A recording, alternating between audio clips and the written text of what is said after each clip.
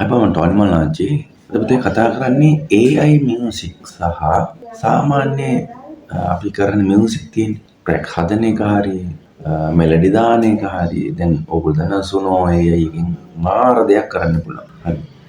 නමුත් එක එක පුද්ගලයෝ කරන ට්‍රැක්ස් හත් තියෙනවානේ. ඒගොල්ලෝ මෙලඩි දානවා, මියුසික් කරනවා, ලිරික්ස් ලියනවා. ලොකු සටනක් තියෙනවා නේද?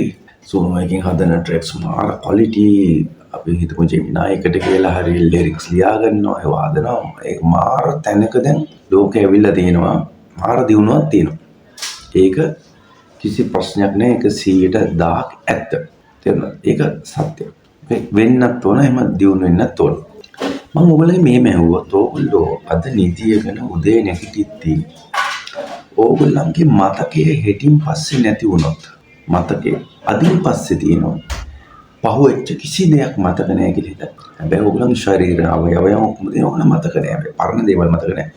සියලු දේවල් දැන් කරගෙන යන්න පුළුවන්. මොකක්ද ඕගොල්ලන්ට තියෙන වටිනාකම? ඕගොල්ලන් ඒ කියන්නේ පුතේ සාමාන්‍ය මම මියුසික් ගැන කතා කරන්න කලින් පොඩි උදාහරණයක් දෙන්නේ. මතකයන් තමා නිර්මාණය වෙන්නේ. තේරුණාද? ලෝකේ මනුෂ්‍යයන්ගේ තියෙන මතකයන් සහ අත්දැකීම් මතකයන් බවට පත් වෙනවා. ඒව තමයි නිර්මාණ බවට පත් වෙන්නේ. දැන් ඔයගොල්ලන්ට මම උදාහරණයක් කියන්නම්. ඒ කාලේ ඉන්නා කියන්න කවුරු හරි ආටිස්ට් කෙනෙක් වෙන්න ආසයි පුද්ගලෙක්. එයාට ඕන සින්දුවක් ලියා ගන්න. එයා යනවා සින්දු ලියන එක්කෙනෙක් ගාවට. අපට බස් එකේ යන්න පුළුවන්, පයි යන්න පුළුවන්. එයාට දෙන්න සල්ලි නැති වෙන්න පුළුවන්. එයාට සල්ලි ඉල්ල ගන්න කවුරු හරි හොයාගන්න වෙයි. එතන පොඩි පරිප්පුවක් ගන්න. එහෙම හොයාගෙන සින්දුව ලියන එක්කෙනා ජනප්‍රිය කෙනෙක් කියලා හිතමු. එයා මුණ ගැහෙනවා.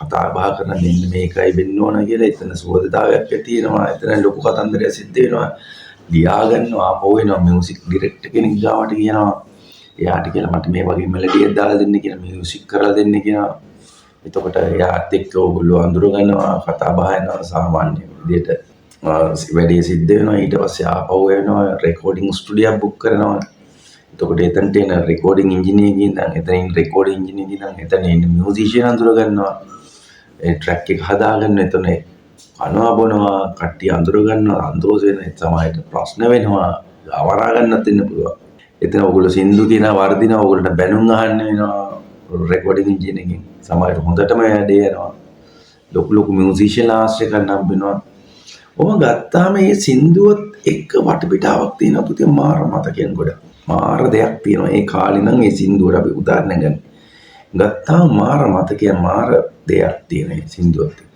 ඔය ජනප්‍රිය වෙනොත් ඔය සින්දුව නොවුනත් ඕගොල්ලන්ට ඔය සින්දුව ඇහෙද්දී ඕගොල්ලන් දේවල් කියන්න තියෙනවා.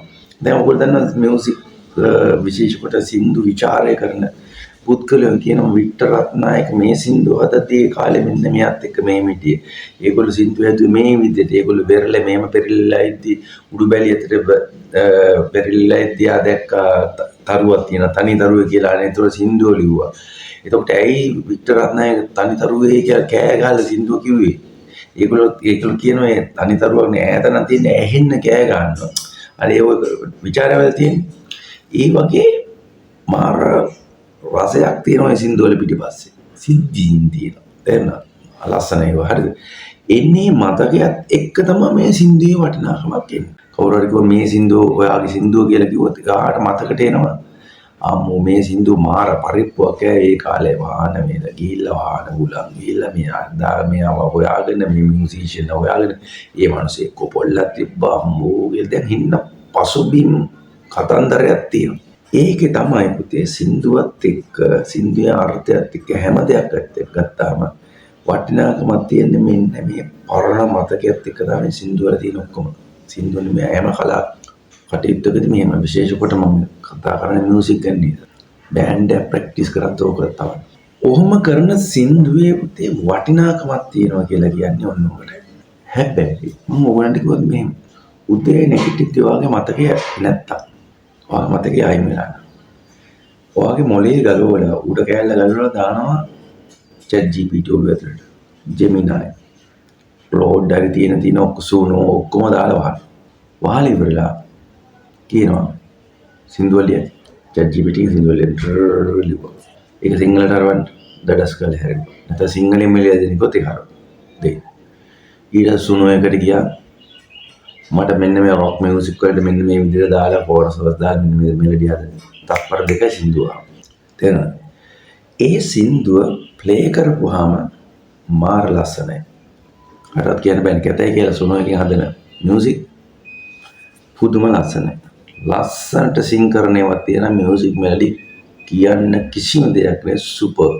ඒ සින්දුව ගැන වාගෙන් අහුවොත් මේ සින්දුව කොහොමද ඔයා හැදුවේ? ඔයාට මොනවද තියෙන මේ සින්දුව ගැන එක්ස්පීරියන්ස් මොනවද කියලා ඇහුවොත් ඔයාට මොනවද කියන්න තියෙන්නේ?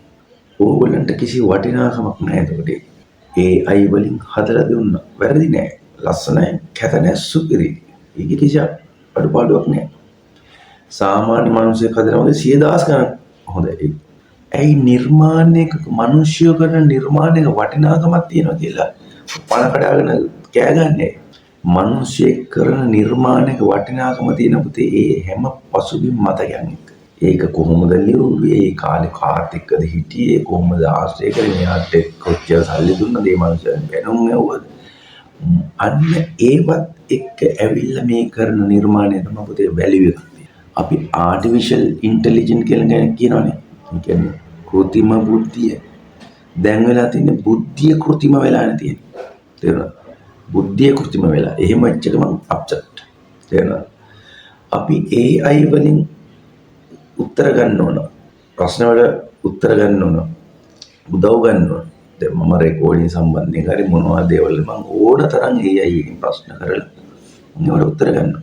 අපිට AI වගේ ප්‍රොඩක්ෂන් එකක් කරන්නත් බෑ කොහොමද? ලංකාවේ කාටවත් බෑ වගේ ඉච්චර ක්වොලිටි වගේ නිර්මාණ කරන්නත් බෑ. හැබැයි ඒකේ මං කියපු රසයක් නැත. එනවා. අපි ලේසියට හදනවා ග්‍රොක් එකෙන් හරි කොහෙන් හරි දාලා වීඩියෝ හදා ගන්නවා.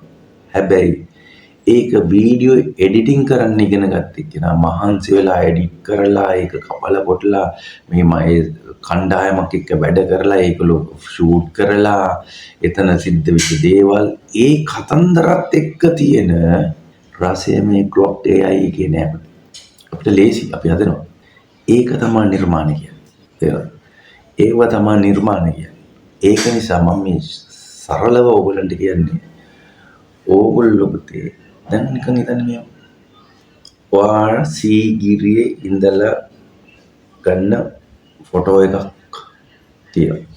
ඔයා මොනවද ගන්නේ? ටග් ගාලා ගියා. ඔයාගේ ෆොටෝ එක සීගිරියට දැන් සීගිරියෙන් අපි ජෙමිනයි එකට හරි කිව්වම ඉතින් දාලා මේ විදිහට කළා ෆොටෝ එක හදලා දුන්නා සුපිරි. එලකිරි වගේ තියෙන කවුරුත් දැක්කත් හොයන්න බැරි තරම් පර්ෆෙක්ට්. ඒකද වටින්නේ ෆොටෝ එක දැක්කාම ඕගොල්ලෝ කට්ටිය ගිහිල්ලා ට්‍රිප් එක හරි කට්ටිය ඔක්කොම ගිහිල්ලා ඒක උඩ නැගලා කෑකෝ ගාගෙන යාළුවොත් එක්ක සෙල්ලම් කරලා හරි විනෝද වෙලා ගන්න ෆොටෝ එක ඕගොල්ලෝ ගාව තිබුණොත් වටින්නේ දැක්ක ගම මොකද ඔය දෙක දැක්කොත් වෙන වෙනම ගත්තොත් දකින්නේ මොකද උලටින් මේකේ අයනේ හදපු ගා ගෙදරින් තමයි තප්පර පාට හදුවා හැබැයි මේකේ වටිනාකම මොකද්ද ඕන තියෙන පසුබිම් කතාවක් තියෙනවා පැහැදිලිද ඒක නිසා AI වලින් දේවල් ඉගෙන ගන්න හැබැයි ඕගොල්ලන්ගේ නිර්මාණයට අඩු ගන්න තමන්ට සන්තෝෂ වෙන මතකෙන් තියාගන්න ඒවට එකතු කරගන්න. නැත්තම් ඕගොල්ලෝගේ නිර්මාණ වලට ඕගොල්ලන්ට කියන්න දෙයක්වත් නැහැ පුතේ. ඕගොල්ලෝ කරත් ඕගොල්ලෝ මොනවද කවුදද කරේ කොහොමද කරේ මොනවද එක්ස්පීරියන්ස් වාග් මේ නිර්මාණයට කොහොමද ඔයගොල්ලෝ පසුබිම කියලා ඇහුවොත් කියන්න ඉන්ටර්විව් එකද කියලා හිතන්නකෝ. chat GPT එකෙන් හැදුවා සෝනකින් මේව කරා ග්‍රොක් එකකින් වීඩියෝ එකක් දෙච්චරයි. තමන් මුකුත් දායකත්වයක් දක්වලා නැහැ. සා තමන්ට ඕකට එකතු වෙච්ච කිසිම මතකයක් නැහැ. ඕගොල්ලන් ජීවිතේ නිකන් පුස් වෙනවා. ඕගොල්ලන් කවදාකවත් විඳින්න දෙයක් නැති වෙනවා. වයසට ගිය දවසකට හරි මම මේ දේවල් කරා මේ දේවල් කරේ අපි මෙන්න මේ තැන්වල මේ ඕගොල්ලෝ දැකලා තියෙනවා ආච්චි සීලේ කාලේ කියනවා. අපි මේ දේවල් කරා මේම කරා අපි තනිකර කුඹුරු හැරුවා මේ හැවා මේව කරා කිය කියන්නේ මොකද? ඒගොල්ලන්ගේ මලයන් තියෙනවා.